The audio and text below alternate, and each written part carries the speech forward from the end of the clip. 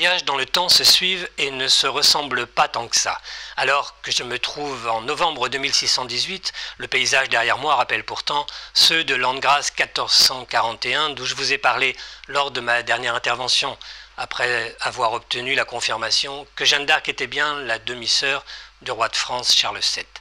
Un millénaire plus tard, la guerre de 100 ans paraît évidemment bien lointaine. S'il existe toujours des conflits internationaux, ils se règlent désormais par simulations informatiques, dont sort vainqueur le meilleur stratège, sans qu'aucune perte humaine ne soit à déplorer. Résultat, une surpopulation catastrophique, plus de 25 milliards d'individus sur notre planète. Un fléau que je retrouve, il est vrai, dans la plupart des futurs proches. Mais en ce début de XXVIIe siècle, il semble que la tendance commence à s'inverser. Tout a commencé voici 4 ans, lorsqu'une loi instaurant un permis d'enfanter a été votée puis rapidement appliquée sur toute la planète.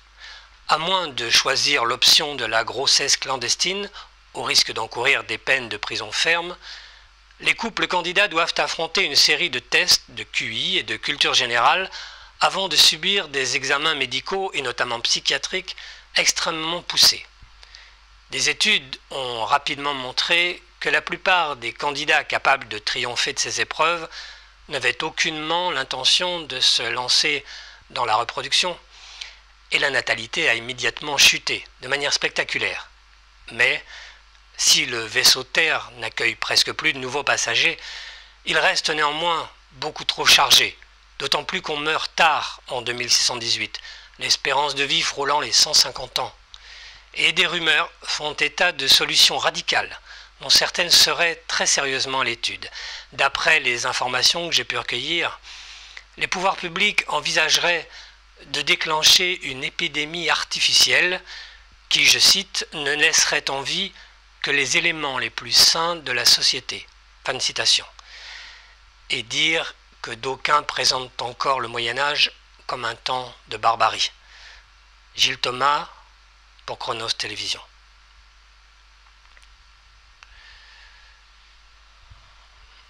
Bon, j'espère que la transmission était correcte. Oh Nina, j'en ai marre. J'en ai vraiment marre. Toi et moi, on croyait à des conneries. Tu te souviens? La reprise des vols spatiaux habités, sortir enfin du système solaire, cette banlieue, l'exploration de la galaxie, plus loin même. Pff, des conneries, je te dis. Depuis que je traîne dans ce 3e millénaire, j'ai pas encore connu un seul avenir où on quitte cette planète.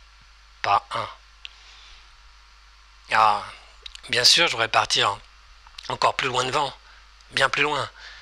Mais j'attends toujours qu'on me donne, tu sais, la permission, la calife grand futur. J'attends toujours. J'imagine que je dois encore faire mes preuves. Au revoir Nina. Au revoir.